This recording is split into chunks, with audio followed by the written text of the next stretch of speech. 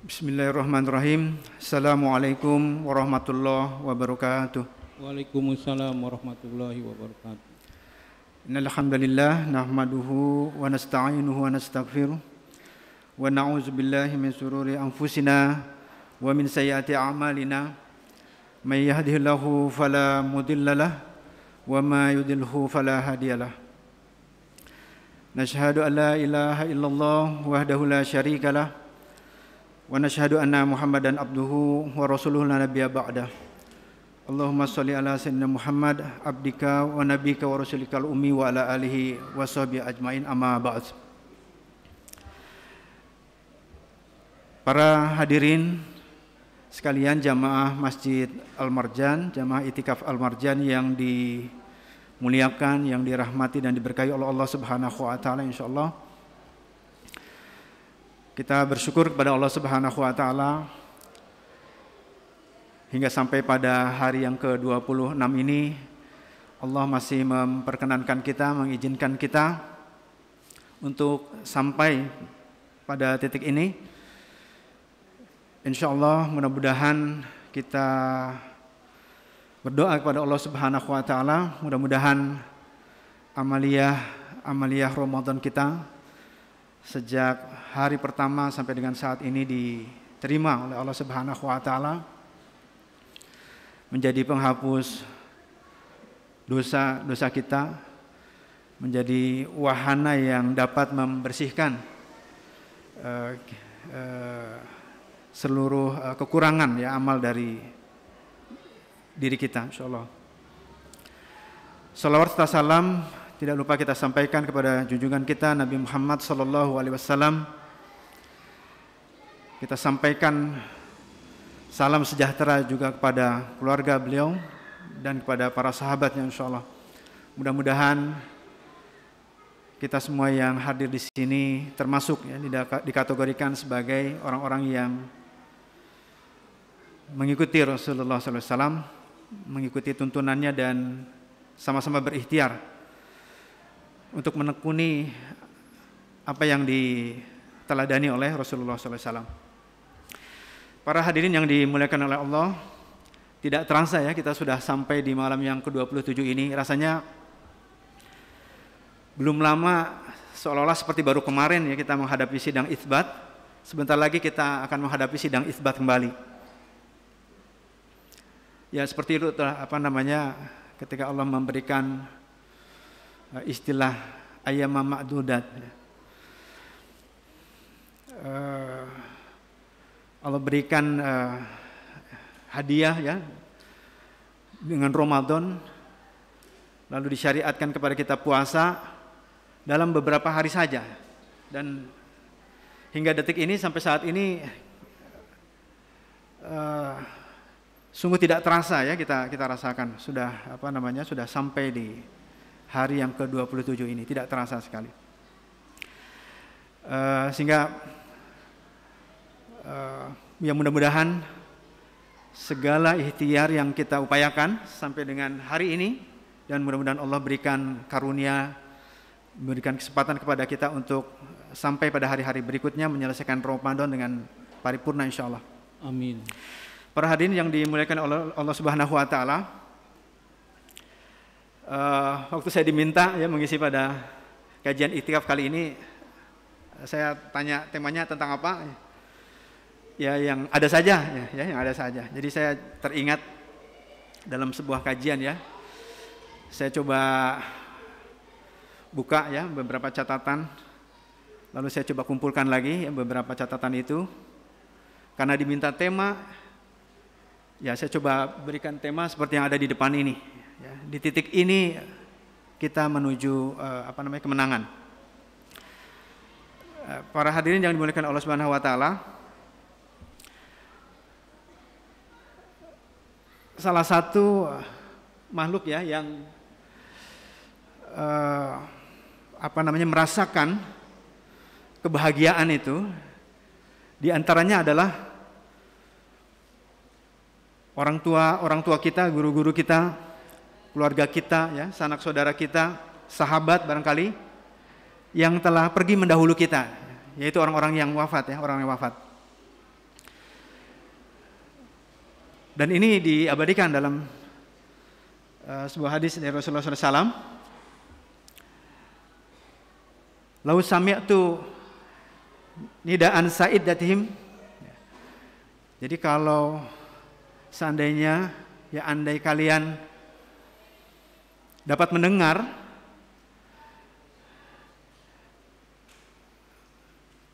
ungkapan sukacita ya dari orang-orang yang telah Allah Subhanahu wa taala wafatkan, ya telah mendahului kita. Au lau syahadtum fahriyatahum. Dan andai kalau kalian juga menyaksikan semacam festival ya atau pesta dari orang-orang yang telah diwafatkan bihuduri syahri Ramadan, karena adanya bulan Ramadan, la tamannau an takuna sanatu kulluha Ramadan. Jadi pasti kalian berharap seluruh bulan yang ada itu adalah bulan Ramadan. Ya.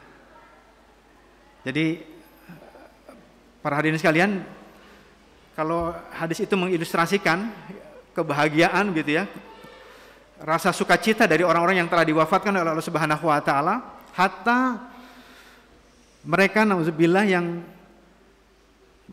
pada saat itu sedang mendapatkan siksa kubur, atau bahkan mereka yang diwafatkan yang pada saat itu sedang menikmati nikmat dari kubur, ketika hadir Ramadan, mereka termasuk golongan yang bersukacita itu diantaranya. Barangkali karena kita belum pernah merasakan wafatnya itu, kita nggak bisa merasakan ya bagaimana sukacita bahagianya mereka itu. Tapi saya barangkali bisa memberikan ilustrasi dalam suatu kesempatan sedang melakukan studi, saya singgah di sebuah lembaga pemasyarakatan, Pak. Salah satu lembaga pemasyarakatan yang cukup eksklusif ya. Jadi kalau berkesempatan hadir di situ, sepertinya tidak terasa seperti lembaga pemasyarakatan, ya. Terasa itu mewah betul, ya. Kita hadir dijamu, ya dijamunya bukan oleh para pengelola, pengurusnya, para penghuninya. Makanan ada disediakan gitu. Ada saungnya, Pak, ya. Jadi seperti villa ya, seperti villa.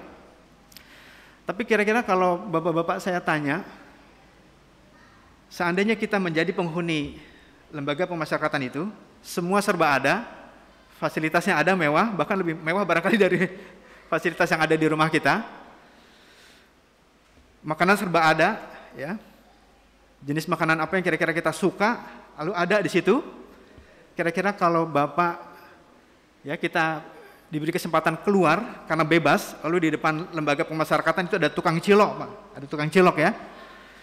Kira-kira lebih nikmat mana? Makan cilok di luar LP, ya, atau makanan yang paling kita sukai tapi berada di dalam? Kira-kira bayangannya seperti itu. Ya, rasa sukacitanya itu melebihi ya. Ketika hadirnya Ramadan, kira-kira ibaratnya seperti itu.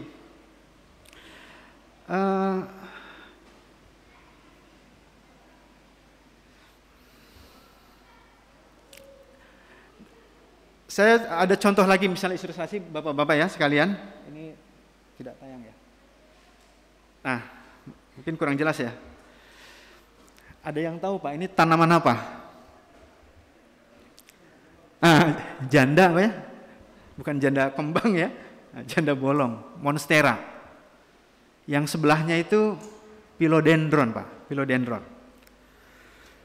Mungkin sampai sekarang ini termasuk tanaman yang harganya mahal.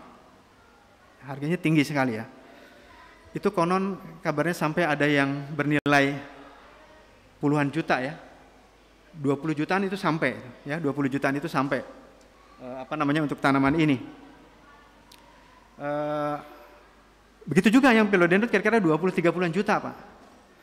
Kalau kita bukan pencinta tanaman rasanya aneh, Pak ya. Kalau melihat janda yang seperti tadi itu agak aneh. Seandainya kita punya uangnya kira-kira kita akan membelinya atau tidak itu?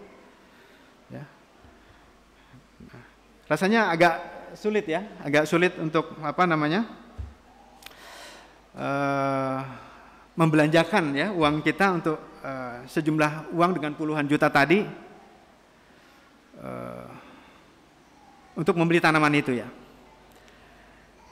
Ada juga Pak, salah satu contoh tanaman namanya, ini tidak bisa tayang ya, sebentar. Namanya Papuan Black Orchid. Nah. Jadi ada sebuah anggreknya itu hitam, adanya di Papua. Konon kabarnya sampai 50 sampai 100 juta Pak. Nah, anggrek itu ya, tanaman anggrek hitam. Ya, anggrek hitam. Ada lagi yang namanya Juliet Rose. Itu bahkan sampai miliaran Pak. Ya, ini sayang sekali nggak bisa ditayang di sini. Ya, bahkan sampai miliaran harganya. Ya. Jadi luar biasa itu.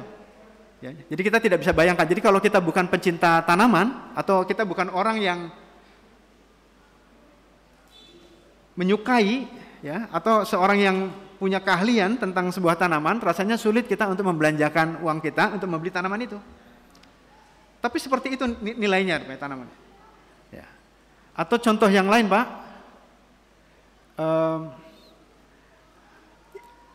ikan arwana ya. Ikan arwana itu ada 10 macam, Ya, ada 10 macam jenisnya. Itu juga begitu, sampai ratusan juta itu, Jadi sekali lagi kalau kita bukan pemerhati, bukan orang yang ahli betul atau yang kenal betul tentang kenapa komoditas tadi begitu mahal nilainya, rasa-rasanya sudah kita pastikan untuk tidak membelanjakan uang kita untuk komoditas itu ya, kecuali hanya orang-orang tertentu saja ya, orang tertentu saja. Nah, kira-kira kenapa Bapak Ibu sekalian kok ada orang ya yang mau mengeluarkan puluhan, ratusan, bahkan miliaran itu hanya sekuntum Pak, itu bisa miliar ya, bisa 5,6 miliar itu mau membelanjakan itu. Bahkan termasuk mungkin di Ratu Jaya ini ada yang namanya ikan cupang Pak ya. Nah, ikan cupang di Ratu Jaya mungkin nggak sampai puluhan juta, tapi ada ikan cupang Pak yang diproduksi di Thailand itu, karena warnanya itu seperti benderanya itu, merah, ada biru, ada putih, juga demikian mahal, cuma satu begitu, ya, cuma satu. Mungkin kalau boleh mengungkapkan keheranan orang itu lele sekilo aja mungkin 20 ribuan itu sekilo ya. Jadi nggak bisa dibandingkan itu ikan lele sekilo 20 ribu dengan cupang yang bisa cuma satu ekor nilainya puluhan juta. Nah kira-kira kenapa Pak kalau ada orang yang mau belanja komoditas tadi, sebagian yang lain tidak, karena tadi itu orang membelanjakannya pada sesuatu itu karena dia tahu tentang keistimewaan komoditas itu ya. Mungkin karena kelangkaannya ya, karena yang namanya sebuah barang langka kan harganya meninggi Pak ya. Ya, nggak usah jauh-jauh minyak goreng kemarin kan begitu langka tinggi nilainya. Begitu juga komoditas yang tadi, ya langkanya itu bukan karena dipendam ya, ditimbun ya, cupang ditimbun, arwana ditimbun, ya monstera ditimbun, tidak tuh ya. Kan memang barangnya langka, ya, komoditasnya langka, hanya ada di beberapa daerah tertentu saja itu. Sebagian mungkin karena ada nilai pada komoditas tadi ya, orang yang memilikinya, barangkali sebagian mempercayai ada keberuntungan, sampai sebegitunya ya, ada keberuntungan. Sebagian lagi mungkin karena punya komoditas itu, statusnya nempel dengan memiliki komoditas itu ya. Jadi kalau dia punya barang X, nilainya luar biasa, nah statusnya itu terangkat ya, karena dia memiliki komoditas tadi.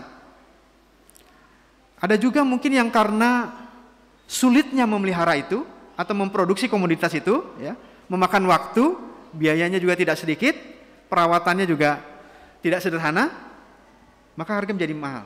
Sebagian lagi mungkin karena bentuknya ya, karena wajahnya, bentuknya tadi, rupanya, warnanya. Dan ada juga seperti karena daya tahannya, ada daya tahannya. Jadi ada banyak hal Pak, dan hanya orang-orang yang tahu, yang mengenal keistimewaan komunitas itu, yang mau rela untuk membayarnya. Tapi untuk sebagian yang tidak aware, tidak tahu tentang keistimewaannya, tidak akan membelanjakannya. Maka kira-kira ilustrasinya seperti itu juga dengan Ramadan. Jadi kalau Ramadan disebut istimewa, ada kemungkinan terbelah Pak kita. Ada orang-orang yang mau berepot-repot membelanjakan harta, diri, bahkan jiwa dan raga hanya untuk membayar Ramadan dengan amaliyahnya gitu. Tapi ada sebagian lain yang tidak. Nah, sehingga yang bisa kita bedakan adalah tadi kemampuan mengenalnya ya, kemampuan makrifahnya itu. Ya, kemampuan untuk mengetahui nilai tambah di balik sesuatu itu. Kalau dia tidak makrifah terhadap sesuatu itu, maka bisa dipastikan dia akan abaikan itu. Tapi sebaliknya, orang-orang yang makrifah dengan hal tersebut, bisa dipastikan dia tidak akan sedikit pun mengabaikannya.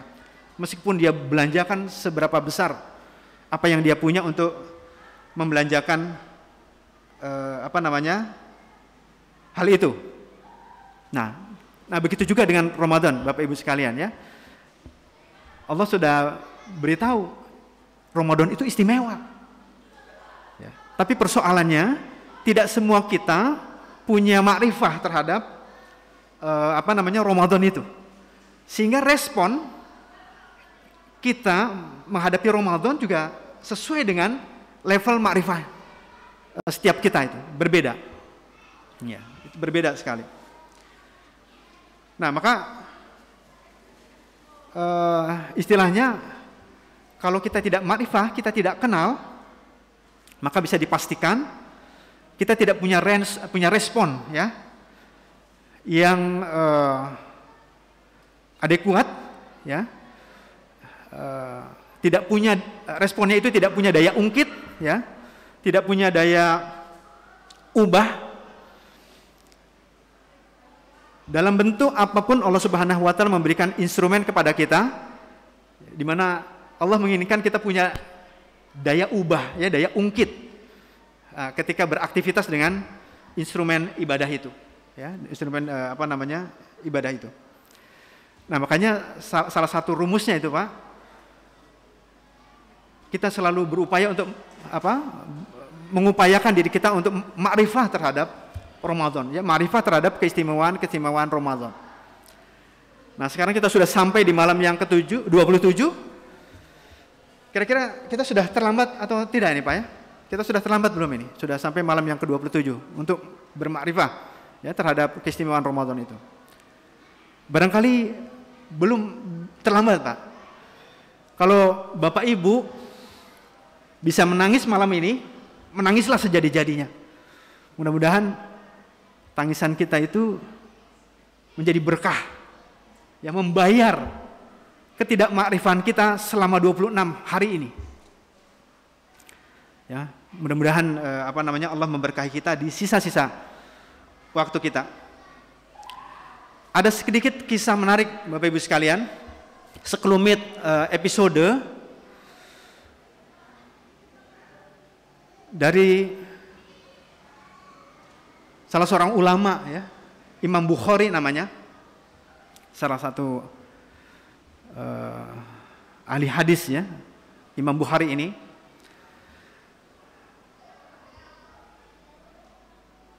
Ketika beliau memasuki kira-kira di bulan 2-3 bulan sebelum Ramadan ya, kira-kira di bulan Rajab ya,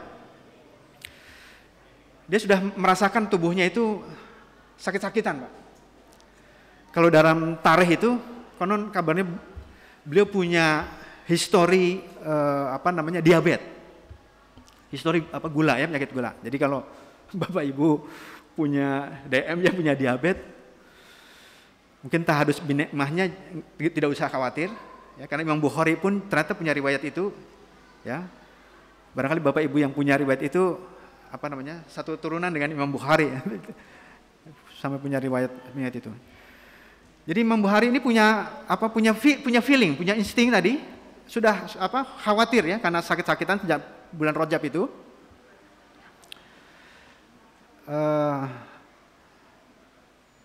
Karena istilahnya itu ittaqu firasatul mukminin ya. Firasatnya kaum mukminin itu biasanya cocoknya sesuai itu. Ya, orang-orang beriman itu kalau punya firasat itu biasanya mendekati itu, benar, diberikan kelebihan itu diantaranya. Nah sehingga ada doa yang beliau lantunkan, yang barangkali sering disampaikan oleh para khatib, para ulama ya.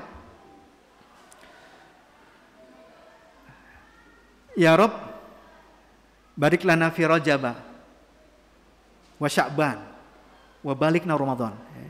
Yang oleh sebagian para ahli hadis seringkali mempermasalahkan doa ini karena keheranan ya. Doa ini ada dilakukan oleh Imam Bukhari tapi tidak pernah termuat di dalam sahihnya. Jadi seringkali dipermasalahkan tentang hadis ini. Tapi sejarahnya menyebutkan itu. Ya, beliau seringkali memanjatkan doa itu karena ada insting ya, ada feeling khawatir sudah menjelang akhir hidupnya. Jadi seolah-olah Imam Bukhari seperti berharap seandainya Allah ingin mewafatkan aku, jangan diwafatkan di bulan Rajab, jangan diwafatkan di bulan Sya'ban, tapi diwafatkanlah di bulan Ramadan. Nah itu harapan Imam Bukhari itu ya, setiap kali melantunkan doa itu. Dan nilalanya Allah Subhanahu wa taala mengabulkan itu. Jadi sampai masuk bulan Ramadan, kita tahu sejarahnya ya. Ketika 1 Syawal ba'da maghrib, setelah sholat maghrib beliau wafat. Itu indah sekali Pak ya. Indah sekali. 1 Syawal setelah maghrib beliau wafat. Dan yang lebih istimewa lagi, ketika di bulan Rajab itu berharap ya Allah tidak mewafatkan dia sebelum sampai bulan Ramadan itu, beliau itu punya PR Pak, sekitar 600-700an hadis yang harus beliau kaji, diseleksi ya, mana yang mutawatir, mana yang ahad, mana yang hasan, mana yang sahih, mana yang dhaif itu. Ada PR 600-700 itu. Dan ketika sebelum wafat 1 Syawal itu, maghrib itu selesai pekerjaan. Selesai PR-nya. Sangat indah sekali, sangat indah sekali. Jadi kalau kira-kira kalau kalau kita PR-nya apa kira-kira? PR kita apa ya? Waktu menghadapi Ramadan itu, menjelang Ramadan PR kita apa ya? Barangkali kalaupun ada PR, orang lain yang mengerjakan PR-nya ya. Ya, orang lain yang mengerjakan PR-nya. Ya. Jadi orang-orang seperti ini orang-orang yang makrifah betul dengan Ramadan, ya, dengan Ramadan. Sehingga responnya, daya ubah, daya ungkit luar biasa. Ya, seperti tadi ya, orang mau mengeluarkan 1 miliar hanya untuk membeli 1 ekor cupang ya, ekor cupang. Ya. Jadi tidak kenal maka tidak sayang ya, tidak sayang. Ya. Nah, Bapak Ibu sekalian, nah yang menarik dari beberapa ilustrasi tadi Bapak Ibu, kira-kira kalau kita masih punya problem, masih punya masalah, mengapa kita tidak atau belum atau sulit mengenali Ramadan itu, yang menyebabkan daya respon kita tidak memadai. Ya, respon kita biasa-biasa saja. Barangkali sempat semangat tapi kemudian melesu, ya. Semangat mungkin juga melesu. Kira-kira apa kendala makrifah ini terhadap Ramadan? Sayyidina Ali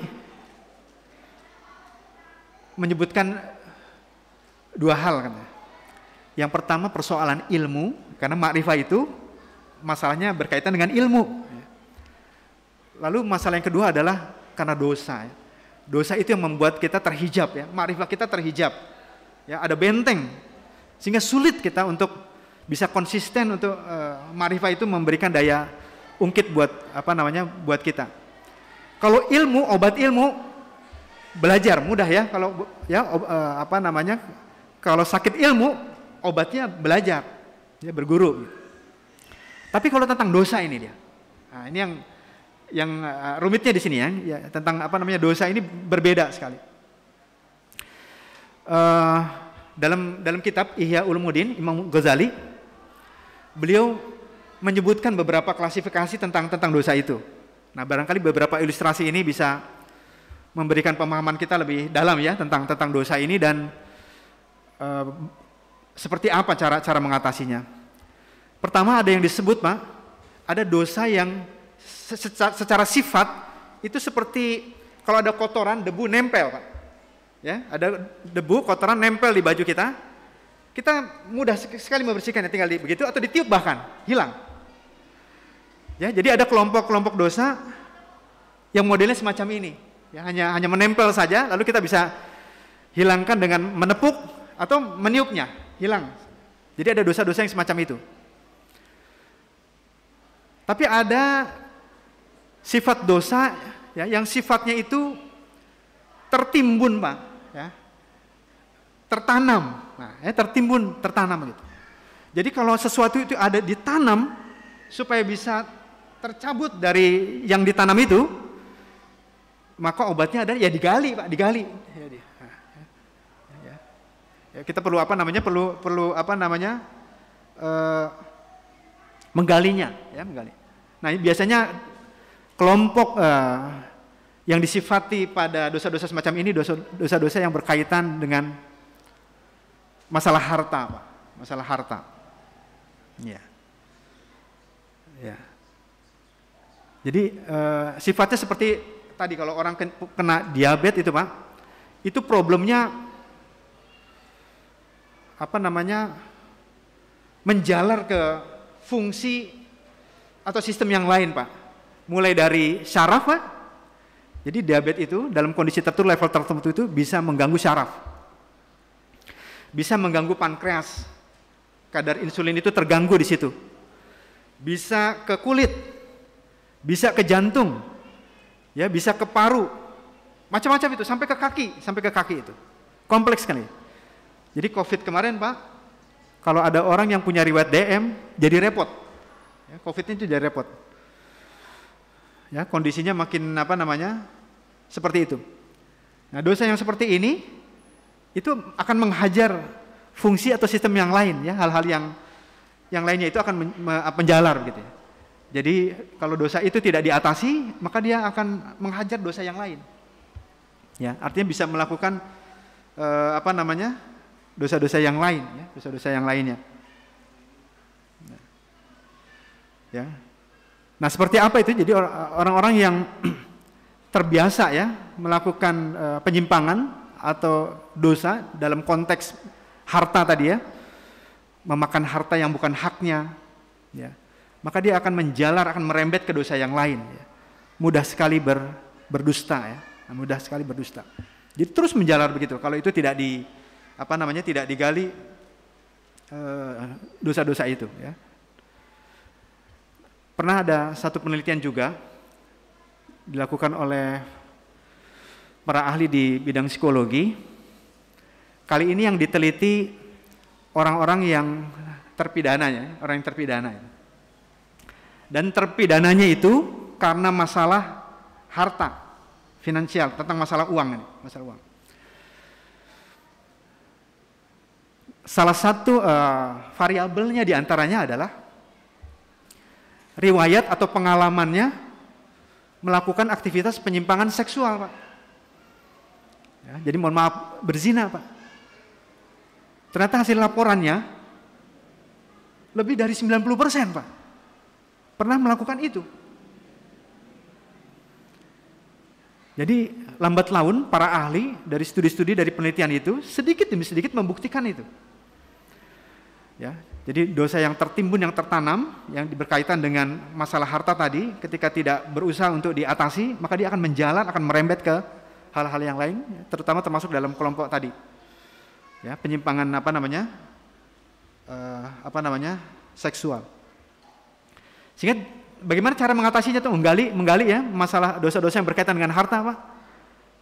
Makanya Allah memberikan instrumen yang namanya sedekah, ya, membayar zakat, ya, wakaf. Nah ini teman-teman di Al-Marjan Pak, sampai hari ini masih giat ya. Ada program wakaf, kita punya wakaf tanah di sebelah tanah. Ayo kita giatkan lagi itu berwakaf, karena itu salah satu instrumen untuk menggali, ya, mencabut dosa yang tertanam di diri kita itu. Jadi ini nanti panitia fee-nya nanti diberi, ya. Ini ada iklan tentang wakaf, ya. Ya gitu. Apalagi kalau kita perhatikan tadi, ya, harta yang bukan hak kita kemudian kita makan, merembet lagi kan ke anak, ke istri, ke keluarga. Itu merembet terus, ya, merembet terus. Nauzubillah min dzalik. Ya. Jadi kita perlu berhati-hati tentang berkaitan dengan dosa ini. Lalu yang ketiga, Bapak Ibu sekalian, kalau tadi ada yang dosanya menempel, ya, bisa ditiup hilang, ada yang tertanam harus digali, ya. Yang ketiga ada yang dosanya disifati dengan seperti benda yang ditenggelamkan, tenggelam. Nah, bagaimana menyelamatkan sesuatu yang tenggelam di dasar laut itu, Pak? Nah, kira-kira gimana caranya? Ya, kalau ada orang tenggelam itu gimana menyelamatkannya?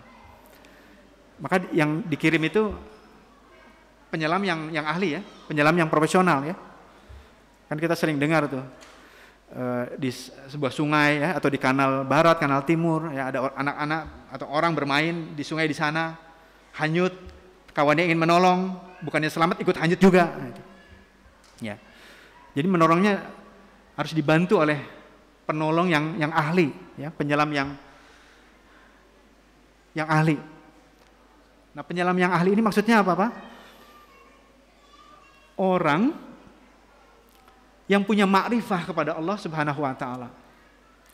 Ya, yang bisa kita mintai bantuan adalah orang-orang yang punya makrifah baik kepada Allah Subhanahu wa taala. Ya, kalau sesuatu itu sudah sudah tenggelam. Lalu yang keempat, Bapak Ibu sekalian, ada kelompok dosa yang disifati seperti barang yang berkarat. Ya, biasanya karat itu menempel pada besi, ya. Nah, cara membersihkannya nggak bisa ditepuk, nggak bisa ditiup, ya, nggak bisa digali, gitu. Ya, nggak bisa diselamatkan, tapi nggak bisa juga cuma sekedar disebor air, kan nggak bisa. Ya. Tapi biasanya kalau kita membersihkan barang yang berkarat itu kita rendam dulu pada air. Airnya juga bukan air biasa, ya, air asam biasanya. Dalam durasi tertentu, ya. Kemudian apa, Pak? Setelah itu diangkat, lalu digosok-gosok, ya, digosok-gosok. Nah, baru itu. Nggak bersih juga, rendam lagi, gosok lagi, rendam lagi, gosok lagi, terus begitu. Jadi level dosa yang disifati seperti ini berbeda juga, ya. Cara mengatasinya, ya. Ya, ilustrasinya seperti tukang tambal ban, Pak. Tukang tambal ban motor, ban sepeda, ya. Kalau ada paku tertusuk, bagaimana dia mengatasi persoalan? Bannya direndam, Pak. Ya, bannya direndam. Setelah direndam tuh baru kelihatan kan gelembung-gelembung. Ya, direndam air baru kelihatan gelembung-gelembung. Maka salah satu ibroh, Pak, kita disunnahkan untuk menjaga wudhu, diantaranya adalah ibarat tadi itu. Ban yang terkena paku direndam dengan air, bolong-bolongnya kelihatan. Jadi mudah-mudahan dengan kita menjaga sunnah, diantaranya menjaga wudhu kita setiap waktu, kita diberikan kemampuan oleh Allah Subhanahu wa taala untuk mendeteksi yang bolong-bolong pada diri kita itu. Sehingga kita bisa memperbaikinya, ya. Bisa memperbaiki yang bolong-bolong tadi. Lalu yang terakhir, yang kelima itu ada kelompok dosa-dosa yang disifati dengan sifat dosanya itu sudah berakar, ya. Menghujam ke dalam, berakar kuat. Jadi ibaratnya kalau ada pohon besar, akarnya lebat, ya, akarnya kuat sekali, melebar kemana-mana. Kalau dia tumbang, Mbak, sekitarnya itu ikut tumbang. Ya. Bukan hanya tanah, tembok tumbang juga, pagar tembok juga, tumbang juga, ada papan reklame tumbang juga. Jadi sekitarnya itu ikut tumbang. Jadi kalau dosa itu ibarat dosa yang berakar, dia akan menumbangkan segala sesuatu yang ada di sekitar kita itu. Ya. Jadi berat betul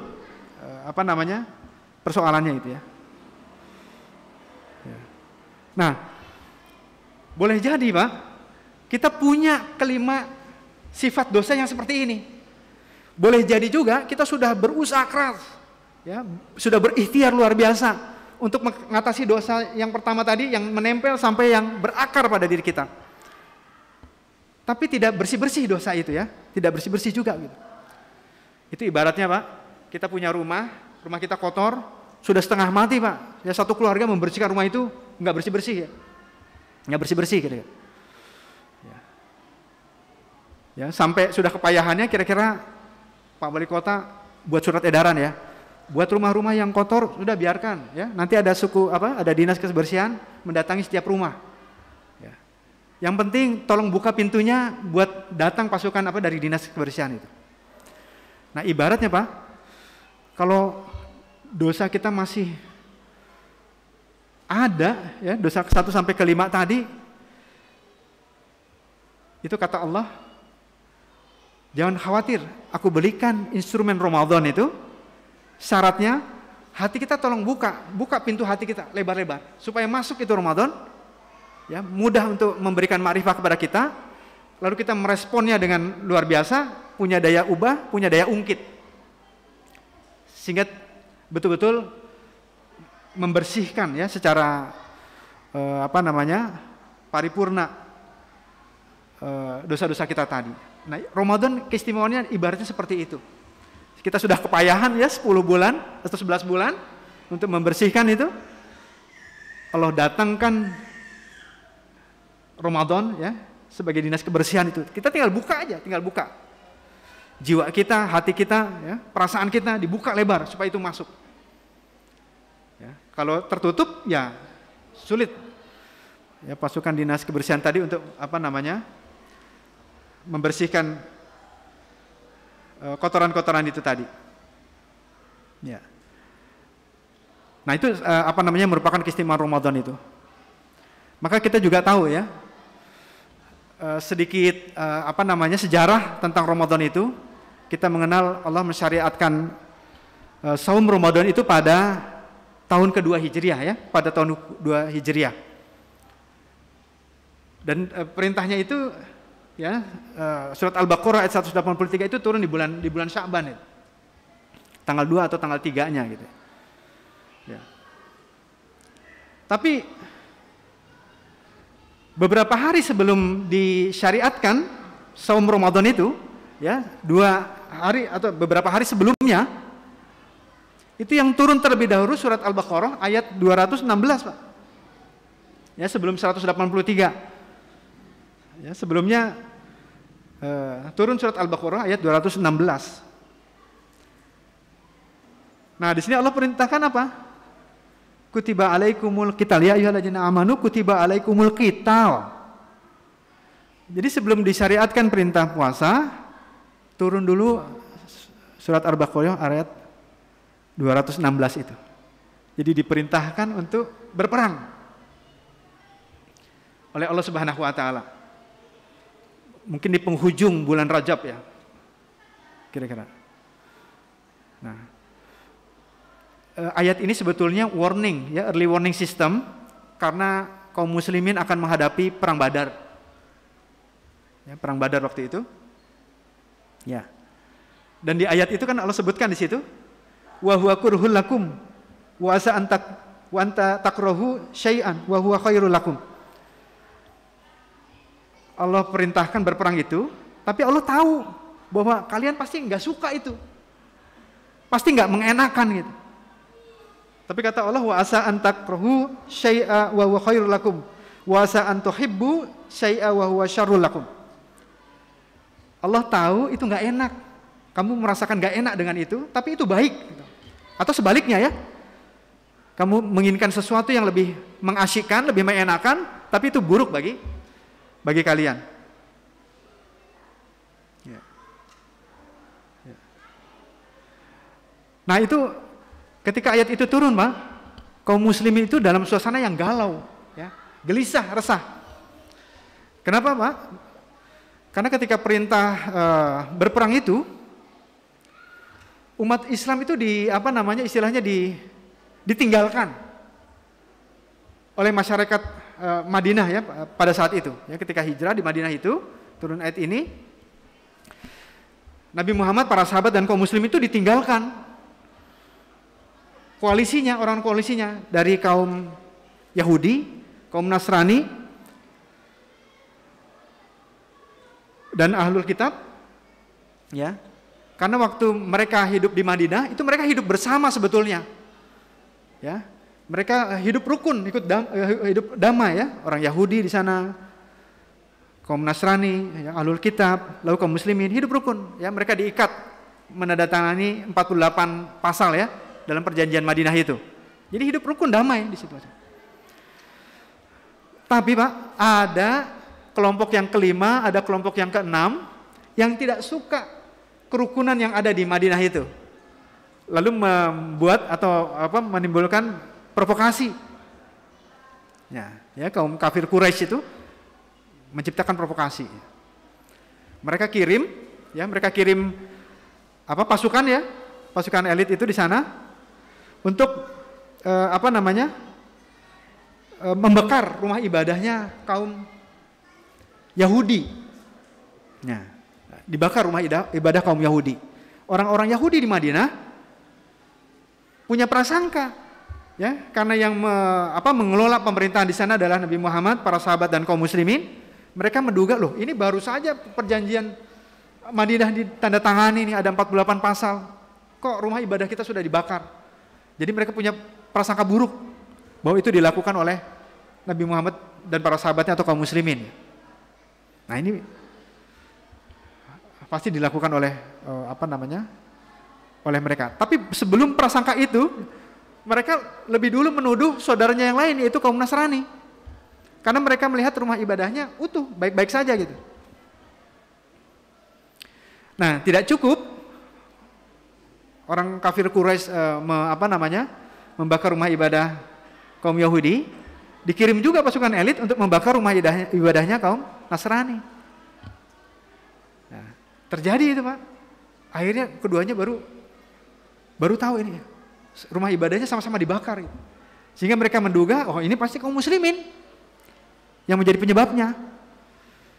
Ya, kaum muslimin yang menyebabkannya itu. Tapi luar biasa, sebelum itu terjadi mau dilakukan membakar masjid-masjid ya, rumah ibadah kaum muslimin. Malamnya, besoknya mau direncanakan itu, malamnya itu turun surat Al-Baqarah ayat 62-nya. Di mana Allah memberitahu kaum muslimin itu siapa yang melakukan itu. Ya. Ya. Jadi ada perintah berperang ya. Lalu dalam suasana itu Pak, dalam suasana kesendirian ya, karena kemudian pecah koalisi di Madinah tadi, kaum muslimin ditinggalkan oleh kaum Yahudi dan kaum Nasrani yang tinggal bersama di dalam satu rumah, yaitu rumah Madinah tadi.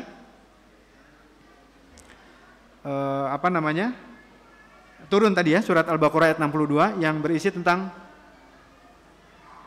berita ya dari Allah Subhanahu wa taala. Tentang keindahan sebetulnya mereka hidup rukun di dalam satu rumah Madinah dalam surat Al-Baqarah ayat 62 tadi.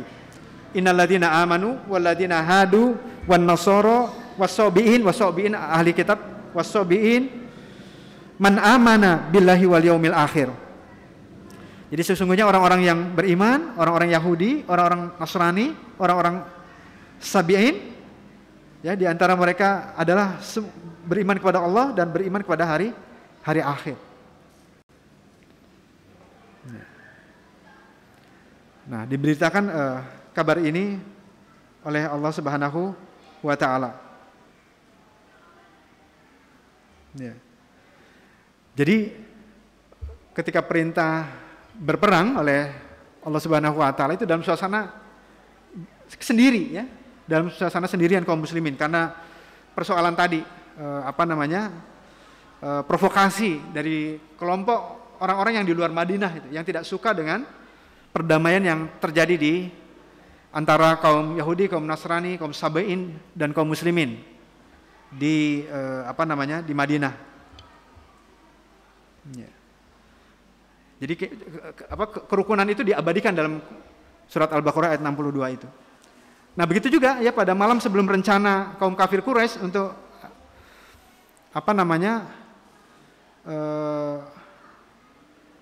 membakar tadi, Allah turunkan juga ya, digambarkan juga dalam surat Al-Hajj ayat 40. Ya, tentang memberitahu tentang siapa sebetulnya yang membakar rumah-rumah ibadah itu. Ya. Jadi kondisinya seperti itu. Nah, ketika diperintahkan untuk berperang itu, ya 2 hari sebelum 2 Sya'ban tadi, lalu 2 Sya'bannya turun surat Al-Baqarah ayat 183, diperintahkan untuk berpuasa. Jadi kira-kira Pak, jedanya 2 hari sebelumnya diperintahkan berperang, lalu 2 hari setelahnya diperintahkan untuk berpuasa. Itu kira-kira kalau kita ada dalam suasana seperti itu, perasaan kita seperti apa? Ini gimana? Kemarin disuruh perang, sekarang disuruh puasa. Jadi seperti sudah jatuh ketimpa tangga juga, suruh berperang lalu puasa lagi. Nah, kaum muslim itu beda mungkin perasaannya dengan kita, Pak ya. Jadi ketika datang perintah puasa itu, surat Al-Baqarah ayat 183 itu, mereka sujud syukur, Pak. Jadi kalau kita rasanya sepertinya mengeluh ya, ini suruh perang, suruh puasa aja, jadi bagaimana tuh rasanya? Tapi mereka ketika diperintahkan itu berperang lalu berpuasa, mereka sujud syukur. Kenapa? Ma'rifah ya Pak. Mereka ma'rifah. Mereka tahu, oh ini pasti kuncinya. Ini pasti kuncinya ini. Ya, kunci kemenangannya adalah ini dia. Instrumen puasa ini adalah kuncinya rupanya. Sehingga mereka sujud syukur gitu. Karena menemukan kuncinya itu. Perintah datang dari Allah Subhanahu wa taala. Ya. Nah, jadi seperti itu, Bapak. Jadi istilahnya, Pak, kita kaum muslimin jangan pernah takut berjuang berdakwah sendirian. Karena itu pernah dialami oleh kaum muslimin. Ketika di perang Badar dan mereka memenangkan pertarungan itu di Badar ya. Yang luar biasa kondisinya ya. Saking untuk menutupi rencana tadi kamuflase ya, dibuatlah isu perjalanan kafilah dagang ya, kafilah dagang. Ya. Padahal di balik itu mereka adalah pasukan perang ya. Ini tukang dagang badannya kira-kira sterek-sterek ya, kayak tentara kira-kira begitu ya. Jadi ditutupi dengan kafilah dagang, padahal mereka pasukan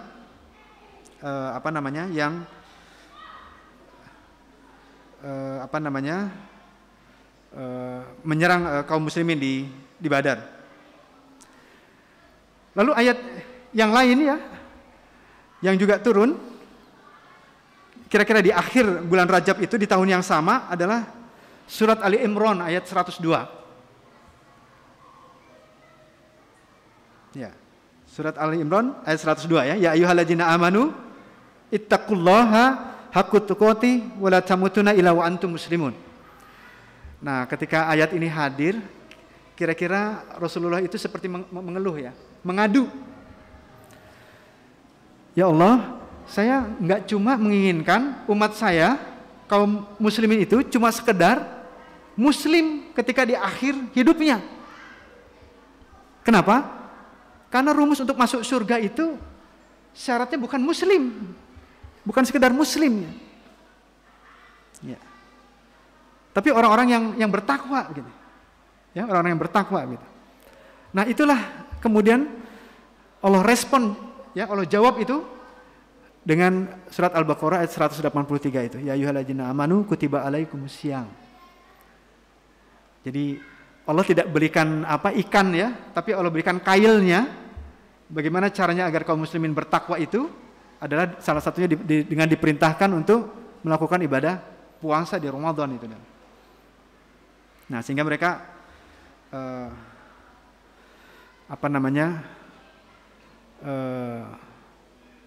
kronologis ya tentang syariah puasa di bulan Ramadan itu muncul.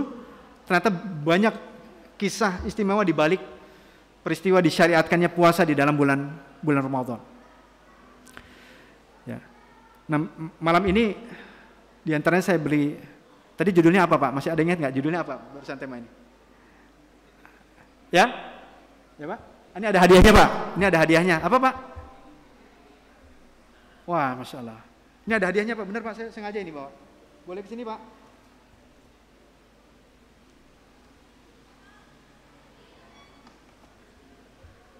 Nah, ada buku menarik. Ini kisah perjuangan santri dan ulama di dalam kemerdekaan bangsa Indonesia di antara. Itu jilid 1 Pak, ya, nanti jilid 2-nya menyusul ya Pak ya. Satu lagi barangkali, yang dimaksud titik itu apa Pak? Ada yang mau jawab? Ini ada hadiahnya lagi benar. Yang dimaksud titik itu apa? Ada? Masih ada hadiahnya menunggu ini? Di titik ini menuju kemenangan. Titiknya itu apa? Ayo Pak. Ya? Ya? Momen. Apa Pak? Sedikit lagi. Ya. Jadi instrumen Ramadannya itu dia. Ya, titik itu tuh Ramadannya. Ya. Boleh Pak kesini Pak. Ini ada hadiah Pak. Ini sama bukunya nih Pak. Cuma jilid 2 ya. Sengaja Bapak saya persaudarakan dengan Bapak yang tadi. Jadi kalau sudah selesai jilid 2, pinjam jilid 1-nya Pak ya. Mudah-mudahan terima. Ya. Ya. Nah, jadi rupanya Allah memberikan kita instrumen puasa di bulan Ramadan itu adalah sebuah titik untuk mencapai kemenangan itu. Ini bagian terakhir sebelum kita akhiri kajian itikaf ini Pak. Izinkan saya untuk menyampaikan sebuah kisah ya Pak ya. Salah seorang pahlawan nasional kita, Kiai Haji Agus Salim. Kita kenal beliau itu seorang diplomat Pak ya, seorang diplomat yang ulung. Beliau melakukan negosiasi diplomasi di Den Haag, di Inggris, di Amerika, di Jepang, di Hongaria. Itu konon ahli sejarah itu mengumpulkan data Pak, untuk mengumpulkan data berapa banyak diplomasi yang dilakukan pada periode ini sampai di sini, berapa yang dimenangkan atau diplomasinya itu orang Indonesia itu unggul dalam diplomasi itu. Itu salah satunya adalah karena kiprahnya Kiai Haji Agus Salim. Itu kalau beliau melakukan diplomasi, negosiasi, membuat perjanjian ya, untuk membahas sebuah perjanjian, itu hampir setiap malam Pak di hotelnya itu ditelepon untuk menawarkan layanan special service. Layanan special service. Kalau Bapak pernah menonton film tentang Kiai Haji Salim, itu ada ilustrasi-ilustrasi seperti itu, ditelepon untuk ditawari layanan special service. Special service-nya tanda petik Pak, tanda petik, wanita. Tapi hebatnya Kiai Haji Agus Salim itu, dia tolak semua itu ya. Dia tolak semua itu. Ya. Sehingga dampaknya apa? Dampaknya pada kualitas diplomasi itu pada. Maka kita lihat beberapa pahlawan nasional kita, kalau melihat profilingnya, ya figur di baliknya itu, tentang profilnya itu luar biasa makrifahnya kepada agamanya, makrifah kepada Allah Subhanahu wa taala. Maka berdampak ya, punya daya ungkit, punya daya ubah, punya respon luar biasa pada fungsi-fungsi profesionalnya itu. Itu Kiai Haji Agus Salim. Nah, salah satu lagi kisah yang menarik itu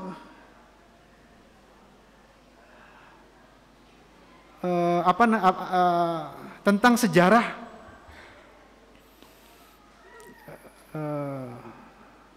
Sunan Kalijaga ya, atau para wali songo. Para wali songo itu salah satunya rupanya yang menggagas tentang lambang negara itu. Jadi ternyata kalau kita baca itu Pak sejarah, itu kenapa lambang kita diberi nama Garuda ya. Burung Garuda. Itu kalau di searching Pak, dicari yang burung Garuda itu seperti apa. Ternyata kita nggak pernah menemukan burung Garuda namanya, nggak pernah menemukan. Yang ada mungkin elang ya. Jadi bukan Garuda gitu.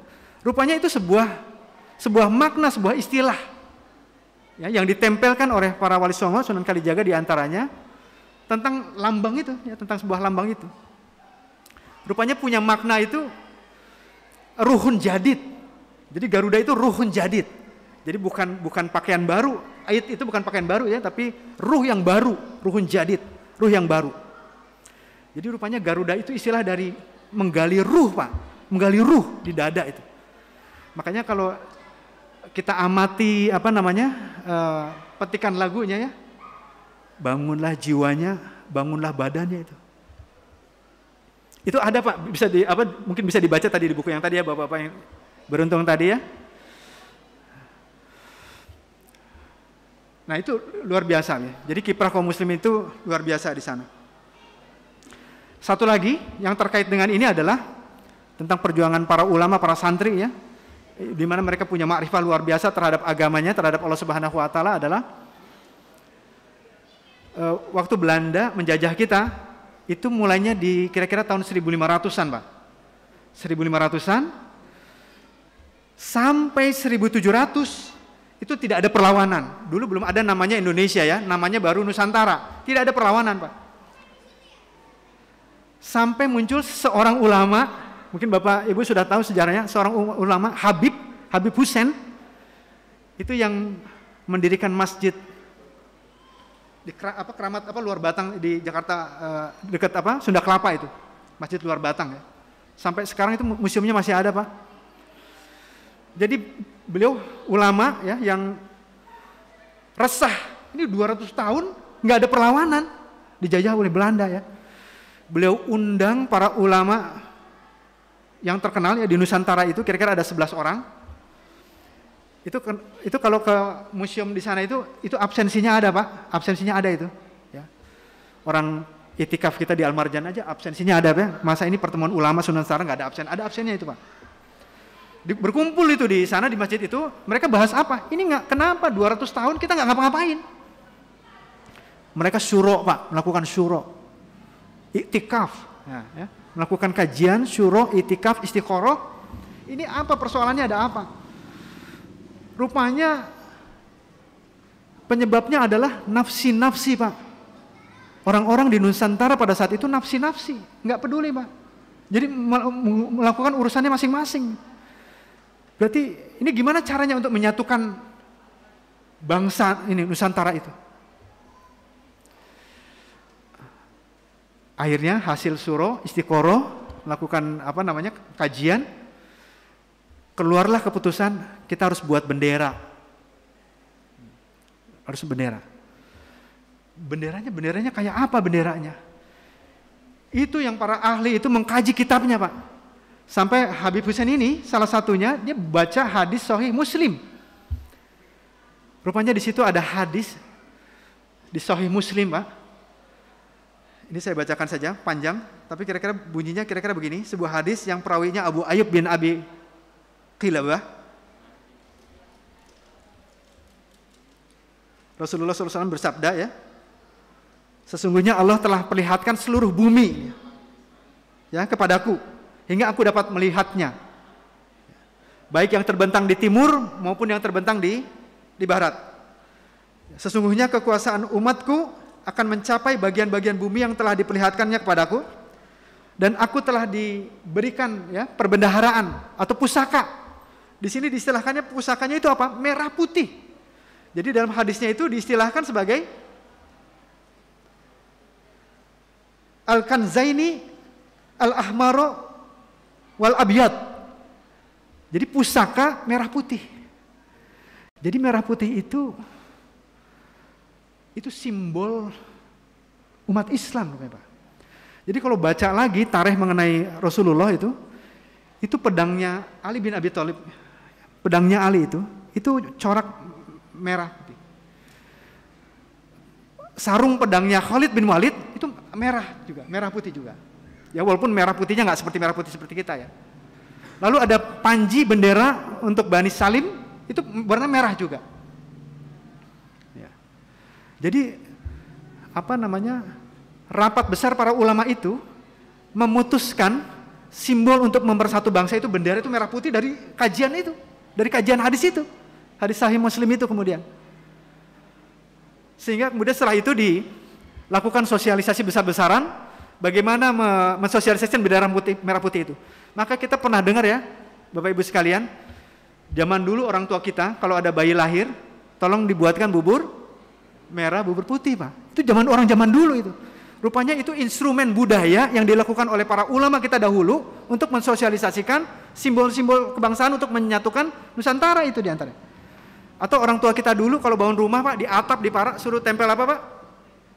Bendera. Atau kalau para penulis buku di bagian mukadimahnya sering ada yang namanya apa? Sekapur sirih, Pak. Ditulis begitu ya, sekapur sirih. Anda tahu nggak, Pak? Kapur sama sirih itu kalau digabung warnanya jadi apa? Merah. Atau ada lagi sepinang dibelah itu. Ya, sepinang dibelah. Itu pinang juga kalau dibelah warnanya putih itu. Jadi ada instrumen-instrumen budaya yang dilakukan oleh para ulama kita untuk mensosialisasikan instrumen-instrumen kebangsaan untuk menyatukan itu. Dan 11 ulama yang rapat itu di Masjid Luar Batang itu kapan, Pak, dilakukannya? Bulan Ramadan. Bulan Ramadan. Dulu zaman kita sekolah SD, SMP, belajar PSPB ya, Pendidikan Sejarah Perjuangan Bangsa, nggak pernah kita dengar itu, Pak ya. Nggak pernah kita dengar itu. Yang kita tahu bendera pusaka dijahit oleh Ibu Fatmawati, ya, digerek oleh Said Melik, ya. Tapi nggak pernah mengungkapkan heroisme para ulama, para santri, ya, kiprahnya luar biasa itu di dalam. Jadi Ramadan buat bangsa Indonesia itu bulan persatuan. Bulan persatuan. Nah, itulah beberapa kisah, Pak, untuk menunjukkan di titik ini kita menuju kemenangan. Jadi jangan pernah ragu, Bapak Ibu sekalian, dengan seluruh instrumen yang Allah berikan kepada kita, ya, untuk membuat kaum muslimin itu menjadi eksis, punya daya ubah, ya, punya daya ungkit, kemudian punya kontribusi besar, ya, bagi negara dan bangsa ini. Wallahu a'lam bishawab, mungkin itu yang bisa saya bagi ya kepada Bapak Ibu sekalian. Mudah-mudahan bermanfaat dan mudah-mudahan ini juga bisa menjadi spirit sisa-sisa waktu terakhir kita, ya. Mudah-mudahan malam-malam terakhir ini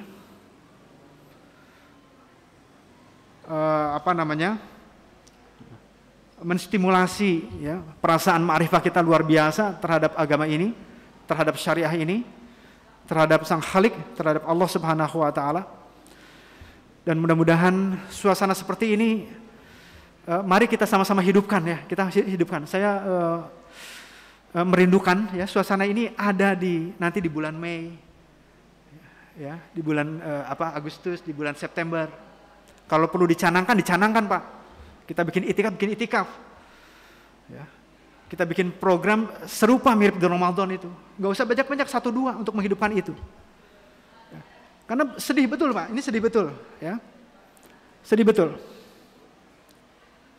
Jadi orang yang tidak ma'rifah, Pak,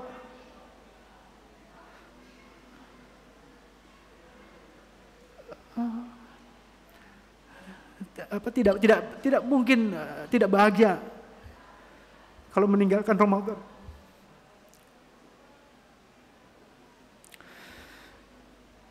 Insya Allah belum terlambat, Pak, ya. Masih ada 2 malam lagi kira-kira. Kalau Bapak bisa menangis malam ini sejadi-jadinya menangis, Pak. Belum terlambat. Mudah-mudahan tangisan Bapak Ibu bisa diberkahi oleh Allah Subhanahu wa taala menjadi titik perubahan. Membuat kita lebih bergairah, membuat ma'rifah kita konsisten, ya. Jadi menghidupkan jiwa kita. Demikian saja saya akhiri. Mohon dimaafkan. Assalamualaikum warahmatullahi wabarakatuh.